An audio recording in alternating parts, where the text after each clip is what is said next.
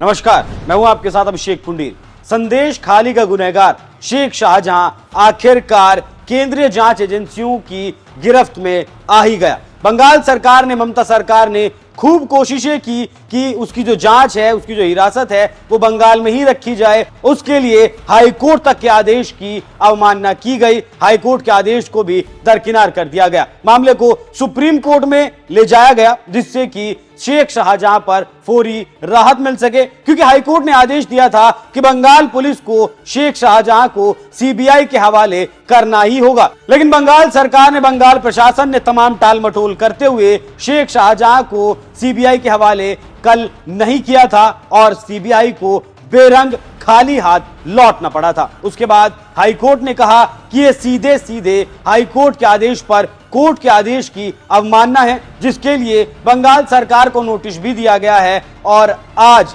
यानी कि 6 मार्च को शाम 4:15 तक शेख शाहजहां को सीबीआई को सौंप देने का हाईकोर्ट का आदेश था, लेकिन उसकी भी अवहेलना की गई और उसके बाद तकरीबन 1.5 घंटे बाद, या फिर कहें कि 6 बजे के आसपास सीबीआई को शेख शाहजहां को सौंपा गया। इससे पहले कहा गया, टाल मटोल करने की कोशिश की गई कि उसका मेडिकल होना है, लेकिन मेडिकल करवाने के लिए भी सीआईडी खुद शेख शाहजहां को लेकर अस्पताल गई और मेडिकल करवाने के बाद शेख शाहजहां को सीबीआई के हवाले कर दिया।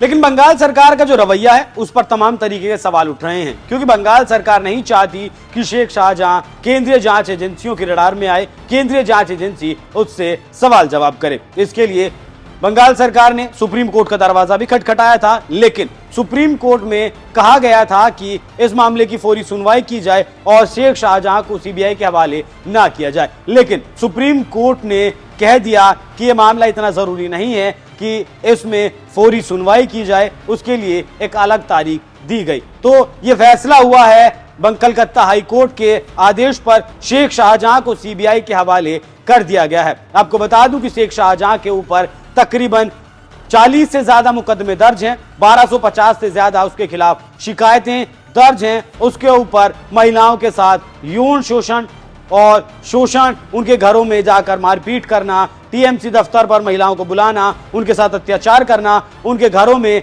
आग तक लगा देने जैसे आरोप शामिल हैं। लेकिन अब जब शेख शाहजहां को सीबीआई के हवाले कर दिया गया है तो अब ऐसा अंदाजा लगाया जा रहा है, ऐसी उम्मीद है कि अब शेख शाहजहां वो राज उगलेगा जिन राज के बारे में बंगाल सरकार, जिन राज को छुपाना चाहती थी, उसके काले कारोबार को छुपाना चाहती थी। अब पता चलेगा कि शेख शाहजहां के तार आखिरकार कहां तक जुड़े हुए हैं। वैसे आपको बता दूं कि 5 जनवरी के दिन शेख शाहजहां के इशारे पर ही ईडी की टीम पर हमला किया गया था। उसी मामले में अब ईडी पहले सीबीआई से पूछताछ करेगी और उसके बाद ईडी की हिरासत में शेख शाहजहां को भेजा जाएगा। लेकिन जिस तरीके से सीबीआई बंगाल से शेख शाहजहां को लेकर गई है, उस पर आपका क्या कुछ कहना है? अपनी राय हमें कमेंट कर जरूर बताएं। नमस्कार।